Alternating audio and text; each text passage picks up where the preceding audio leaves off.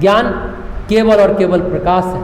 ज्ञान प्रकाश है, ज्ञान शब्द भी नहीं है, ज्ञान विचार भी नहीं है, ज्ञान पुस्तक भी नहीं है, ज्ञान प्रकाश के रूप में होता है। इसलिए वेद मंत्र को देखा गया, वेद मंत्र को पढ़ा नहीं गया, सुना नहीं गया। सुना गया, अब तो हम लोग सुनते हैं, लेकिन जो बोलते हैं ऋषिया मंत्र द्रष्टारा, मतलब प्रकाश को देखा, मंत्र को पढ़ना नहीं, देखा, मंत्र को देखा। तो ऋषि ने ज्ञान यानी प्रकाश को देखा। तो गुरु ज्ञान के माध्यम से प्रेम प्रकट करता है, प्रेम प्रकट करता रहता है। अब एक प्रश्न है, तो क्या प्रेम का अधिकारी मूर्ख नहीं हो सकता? मूर्ख आदमी प्रेम का अधिकारी नहीं हो सकता? अब ये प्रश्न उठता है। लेकिन एक और प्रश्न है, क्या मूर्ख ही असली ज्ञानी है? क्योंकि समर्पण तुरंत हो जाएगा। देखिए, मूर्ख का दो मतलब है, विचारहीन तो मूर्ख है, क ख ग घ नहीं जानता, सांसारिक दृष्टि से मूर्ख है, लेकिन भाव गहरे हैं, समर्पण हो जाएगा तो फिर मूर्ख नहीं रहेगा, ज्ञानी हो जाएगा।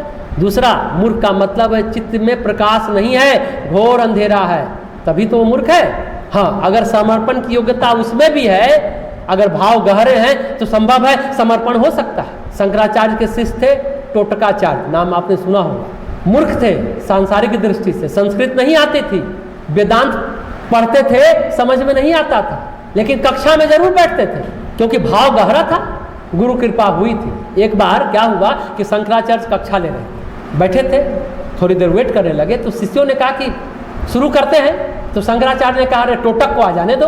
तो सभी शिष्यगण एक दूसरे को देखकर हंसने लगे, क्योंकि जानते थे कि टोटक को तो संस्कृत आता नहीं, कुछ समझता पूछता नहीं, और शंकराचार्य उसका इंतजार कर रहे हैं।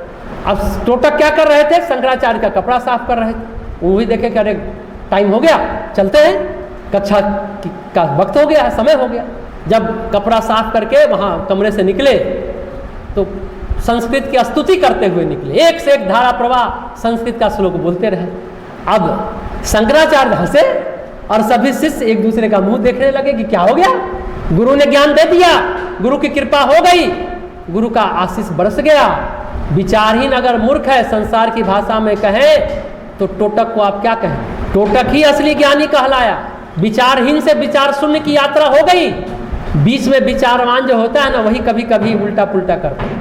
समर्पण का फल है विचार शून्यता, समर्पण की प्रक्रिया में हाँ विचार शून्यता नहीं है। समर्पण का फल है विचार शून्यता, समर्पण की प्रक्रिया नहीं है, वहाँ विचारवान होना होता है। विचार शून्य रहेंगे वो तो फल की प्राप्ति हुई, प्रक्रिया से गुजरेंगे यानी विचारवान होकर के गुजरेंगे। तो मूल बात है मनुष्य की अवधारणा में दोष नहीं होना चाहिए।